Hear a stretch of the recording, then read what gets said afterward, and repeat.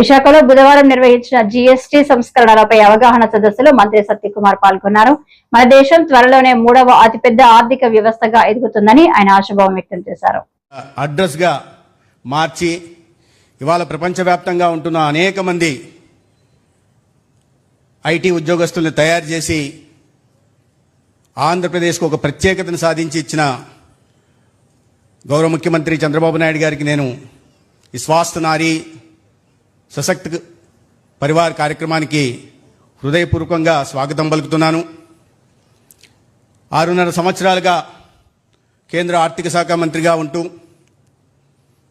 Record స్థాయిలో 8 బడ్జెట్లను పార్లమెంట్లో ప్రవేశపెట్టి ప్రతి బడ్జెట్లోనూ ప్రజలు అడిగినా అడక్కపోయినా అనేక రకాలైన వరాలు ఇస్తూ ఆర్థికంగా చితికిపోయిన ఈ దేశ ఆర్థిక వ్యవస్థని గాడిలో పెట్టి ఇవాళ ప్రపంచంలోనే 4వ స్థానంలో అతిపెద్ద ఆర్థిక వ్యవస్థ నిలపడానికి ప్రధాన కారణంగా ఉంటున్న, అదేవిధంగా ప్రపంచం యావత్తు విస్తుపోయేలాగా అత్యధిక వృద్ధి రేటుతో ఇవాళ భారత్ పయనిస్తున్న తీరు,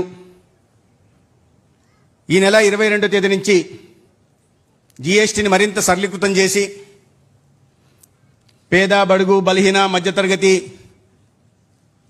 అది ఈ వర్గం ఆ వర్గం కాకుండా అందరి జీవితాల్లో వెలుగులు నింపేలాగా వరాలు కురిపించిన శ్రీమతి నిర్మలా సీతారామన్ గారికి కూడా నేను ఉదయపూర్వకంగా స్వాగతం పలుకుతున్నాను. ఇవాళ చాలా పవిత్ర దినం. భగవాన్ విశ్వకర్మ గారి జన్మదినం, జయంతి. అదేవిధంగా ఇవాళ విశ్వ నాయకుడిగా ఎదిగి భారతదేశానికి, భారతీయులకి ప్రపంచవ్యాప్తంగా గౌరవాన్ని, కీర్తిని సాధించి పెట్టిన మన అందరి ప్రియతమ నాయకులు నరేంద్ర మోడీ గారి జన్మదినం కూడా. ఈ సందర్భంగా అందరి తరపున నేను ప్రధాని నరేంద్ర మోడీ గారికి జన్మదిన శుభాకాంక్షలు తెలియజేస్తున్నాను.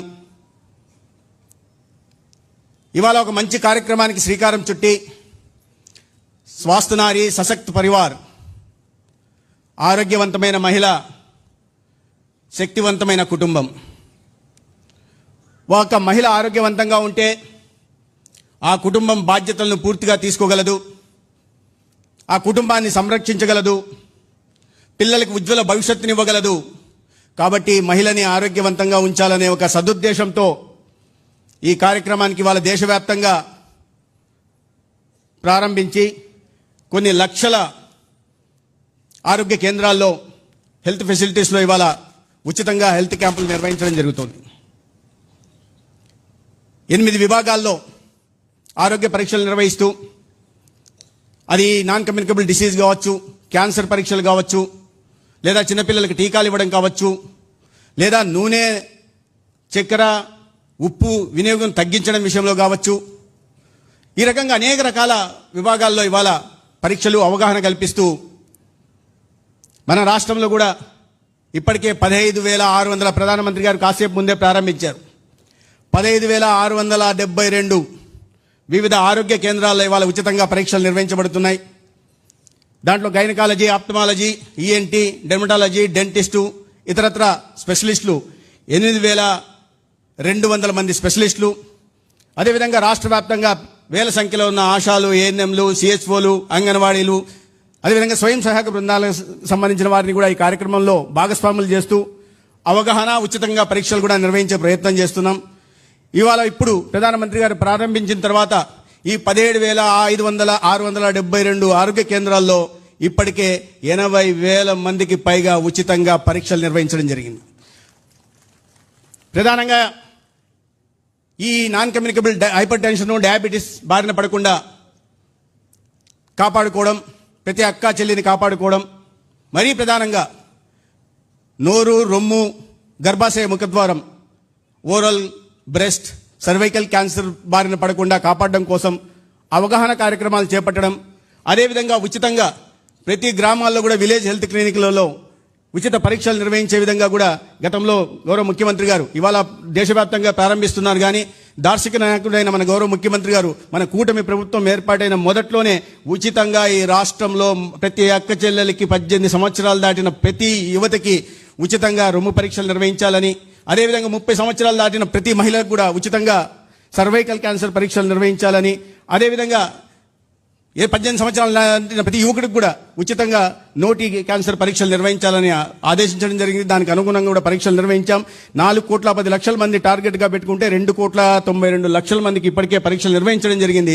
కానీ దాని క్వాలిటీలో కాస్త తేడాలు ఉన్న కారణంగా మరీ ముఖ్యమంత్రి గారు మరి ఒకసారి సమీక్ష చేసిన తర్వాత అది కాదు, మరీ ఇంకొకసారి రీఓరియంటేషన్ ప్రోగ్రామ్ చేసి ఈ 18,000 మంది హెల్త్ ప్రొఫెషనల్స్ దీంట్లో భాగస్వాములు చేస్తూ 250 మంది సూపర్ స్పెషలిస్ట్ని దీంట్లో భాగస్వాములు చేస్తూ మళ్ళీ పరీక్షలు నిర్వహించాలి. అదేవిధంగా ప్రతి జీజీహెచ్ లో కూడా ప్రివెంటివ్ ఆంకాలజీ యూనిట్లు పెట్టాలా, ముందు గుర్తించాలా, గుర్తించిన తర్వాత వారికి చికిత్స నిర్వహించాలా, చికిత్స అందించాలా, నాణ్యమైన చికిత్సను అందించాలా. ప్రాణాలు ఏ కుటుంబం కూడా దీని కారణంగా ప్రాణాలు కోల్పోకూడదు.